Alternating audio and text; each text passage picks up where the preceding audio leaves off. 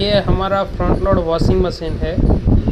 इसके अंदर ग्राहक का कंप्लेन है कि इसके अंदर जगह से हिल रहा है पूरा और अनबैलेंसिंग हो रहा है और वाइब्रेट ज़्यादा आ रहा है और नॉइज़ भी ज़्यादा। तो उसके अंदर हमें क्या करना है, पहले जाके देखना है चालू करके स्पिन मोड में। और इसके अंदर टब जो रहता है वो ज़्यादा वाइब्रेट करता है, तो इसके अंदर प्रश्न हो सकता है। पहले आप इसका टब चेक कीजिए, अगर टब में कोई दिक्कत है तो इसका टब का करना पड़ेगा ठीक। और दूसरी बात हो सकती है इसका सस्पेंसर जो हमें वो नया डालना पड़ेंगे।